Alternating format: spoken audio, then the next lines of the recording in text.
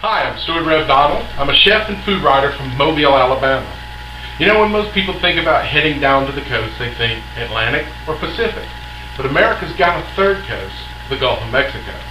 It's home to more than 1,800 miles of the most beautiful beaches in the 48 contiguous, and it's also the birthplace to most of America's iconic foods. I like to call the foods of the Gulf of Mexico Third Coast Cuisine. What makes up Third Coast Cuisine? I'm glad you asked. Tacos? Third Coast Cuisine. Barbecue? Third Coast Cuisine. Chili? Oh, you gotta know that's Third Coast Cuisine. Fried chicken and biscuits? Well, I think you see where we're going here. See, if not for the ingenuity of chefs from the Gulf South, the lexicon of American food would look completely different. I mean, it might be nothing more than clam chowder, hot dogs, and thin crust pizza. You can't even throw Chicago deep dish pizza in there because that was invented by a Texan.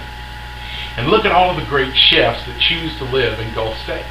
Michelle Bernstein, Norman Van Aken, John Besh, Donald Link, Tim Love, Emeril Lagasse.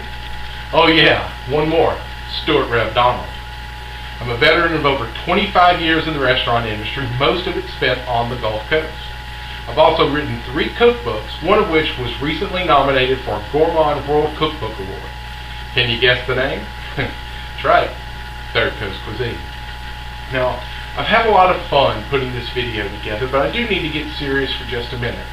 You see, in the last 10 years, the Gulf Coast has seen one disaster after another, both man-made and natural.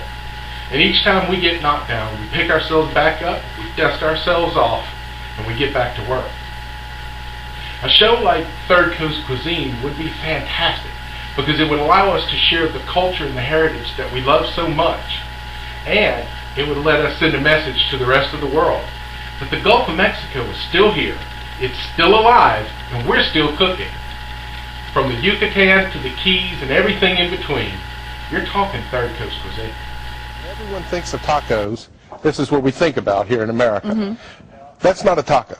That's American food. Mexican food, it's a soft tortilla, so we won't be needing that. Okay. And for those that aren't familiar with scones, it's kind of like what would happen if biscuits and sugar cookies hooked up during spring break. What is this? This is the LA burrito, with LA standing for Lower Alabama. We're going to get rid of the grilled chicken. We're going to get rid of the rice and the beans. We're going to replace it with cheese grits, country ham, and then I'm going to have a little red-eye gravy to dunk it in. That sounds absolutely phenomenal. Exactly. Cinco de Mayo is one of those days, kind of like St. Patrick's Day, where you don't want to have a big sit-down meal. Everybody just wants to snack a little bit and get drunk.